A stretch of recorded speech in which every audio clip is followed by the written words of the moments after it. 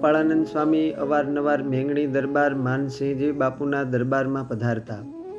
દરબાર માનભા બાપુ સ્વામીના યોગે જ દારૂ માંસ વગેરે વ્યસન તજી અને સત્સંગ સ્વીકારેલ.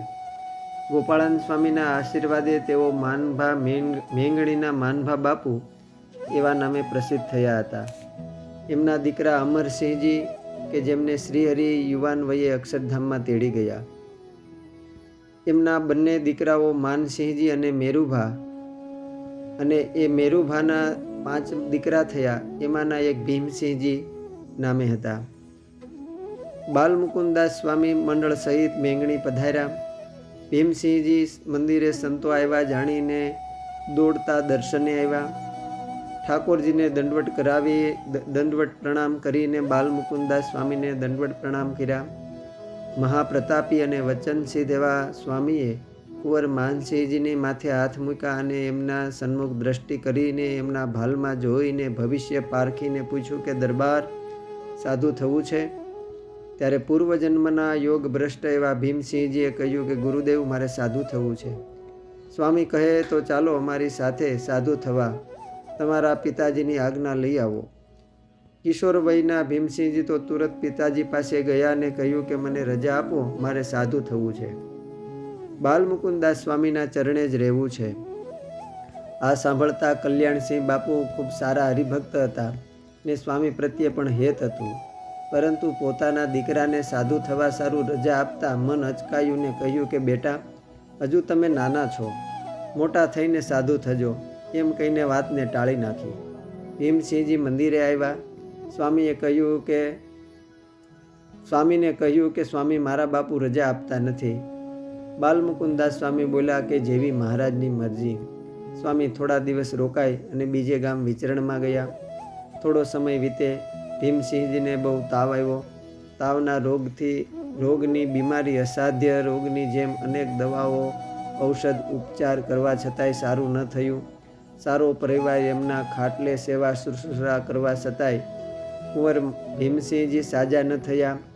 એક દિવસે ભીમસિંહજી કહે કે પિતાજી મને શ્રીજી મહારાજ તેડવા પધાર્યા છે. બાલમુકુદાસ સ્વામી માધવપ્રસાદ સ્વામી પણ સાથે છે. યુવાન દીકરાની વાત સાંભળીને ઘરના સભ્યોને થયું કે આ ભીમસિંહજી તો તાવની બીમારીમાં બેશુદ્ધિમાં જ બોલે છે, એમ માનીને એમની વાતમાં ગંભીરતા લીધી નહીં. થોડી વારમાં કુંવર ભીમસિંહજી તો સૌને જય સ્વામિનારાયણ કહીને અક્ષરધામમાં સીધાવી ગયા. સારો દરબારગઢ યુવાન કુંવર દેહ છોડીને ચાલી જતા શોકમય થઈ ગયો. ભારે હૃદયે એમના અંતિમ સંસ્કાર વિધિ વગેરે કર્યા. થોડા સમય વીતે. બાલમુકુદાસ સ્વામી મેંગણી પધાર્યા. કલ્યાણસિંહજી સ્વામીના દર્શને આવ્યા. સ્વામીની પાસે વાત કરતા રડી પડ્યા. એ વખતે સ્વામીએ દરબારને ધીરજ આપતા કહ્યું કે દરબાર કુંવર ભીમસિંહજી જ્યારે અમારા દર્શને આવેલા ત્યારે અમે એના લલાટે લેખ વાંચી લીધેલા. એમના ઉપર કાળની ફરતી છાયાને પારખી લીધી હતી. એ સારું તો અમે એને સાધુ થવા કહ્યું હતું.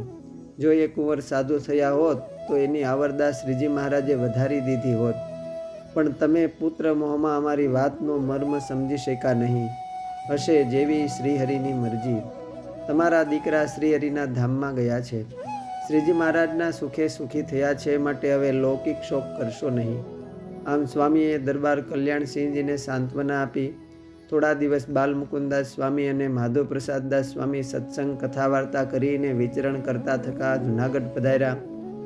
ગોપાળાનંદ સ્વામીના શિષ્ય થવાનું સૌભાગ્ય પ્રાપ્ત કરનાર મેંગણીના માનભા બાપુના વંશજ પરિવારમાં અનેક મુક્તો થયા.